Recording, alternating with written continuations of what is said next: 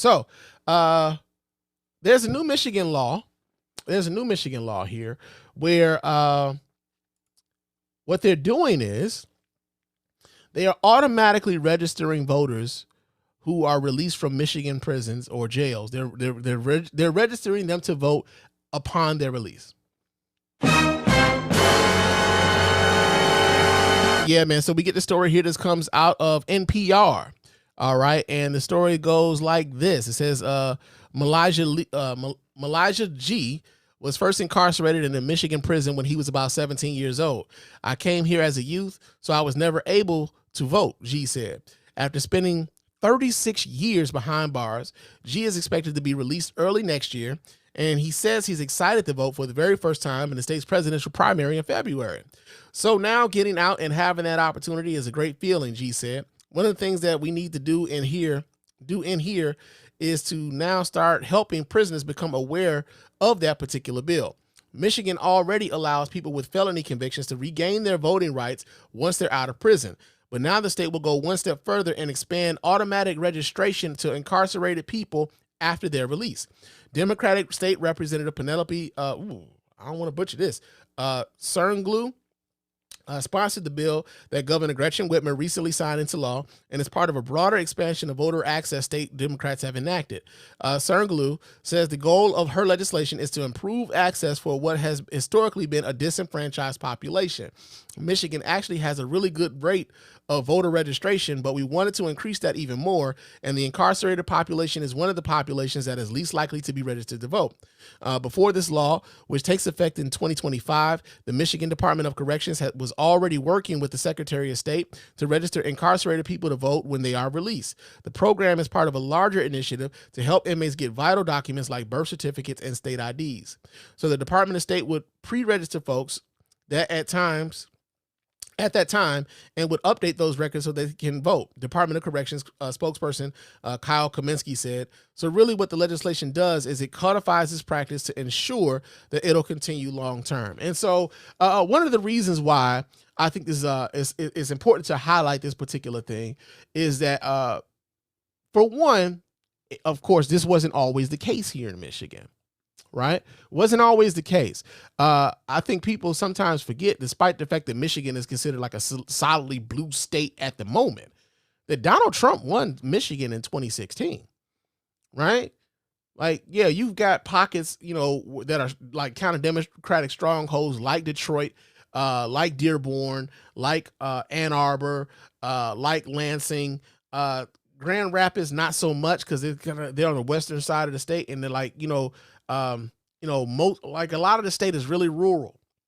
So the further north, the further west you start getting away from the Detroit area, it's a lot more rural around those areas of the state, and they lean more, conservative, right? So a few of the things that happened here in Detroit, I mean, not just here in Detroit, but here in Michigan, was the fact that we've had for one, we got Gretchen Whitmer. She's a two-time governor now. We've got a Democratic Attorney General. We've got a Democratic Secretary of State.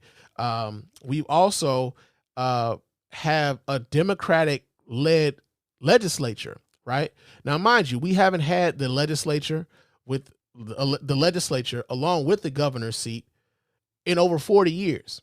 Right, we hadn't had that until like as recently as the last midterm. Right. And this is what I mean when I talk about voter apathy and things like that. The reason why we're able to get more voters enfranchised is because we've continued to vote despite the impediments being put in front of us. Right. So you juxtapose that with what's going on in Florida. Right. A state where the governor is having people arrested, people who had been previously locked up, who had been led to believe that after they have served their sentences, that they would have an opportunity to go out there and vote, right? And then you have the governor having these folks arrested, telling them that they were being arrested for participating in the crime of voter fraud. And then these people are telling them like, no, these folks told me that I was good and I could go vote. And what does that do? But like try to scare these people from participating in the process going forward. Right.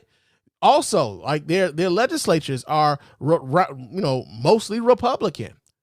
So they are trying to disenfranchise people who have already been largely disenfranchised before, but they're trying to keep these people from the ballot going forward, right? Despite the fact that, Florida voters, even though they're a Republican kind of leaning state, Florida voters said, "Hey, man, we want to re-enfranchise those people who are being released from prison. We want to re-enfranchise these folks." And so the governor, DeSantis, and that Florida legislature said, "Oh yeah, they can vote, yeah, but they got to pay these. They got to pay their restitution back. They got to pay these fines back before we would allow them to re-enfranchise and be able to vote going forward." And it's like, that ain't nothing but a poll tax, right? So the idea, when I see people talking about how the politics or their vote doesn't matter, nah, man, it does matter. It matters a hell of a lot, because Michigan, after 2016, could have went the other way. And what the voters here decided was like, we not going that way.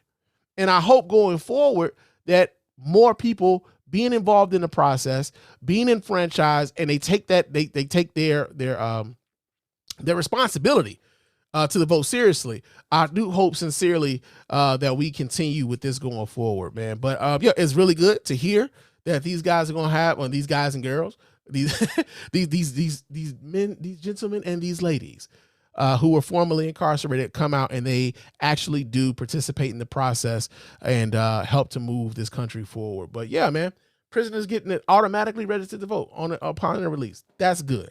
That's a good thing. And that has been the news.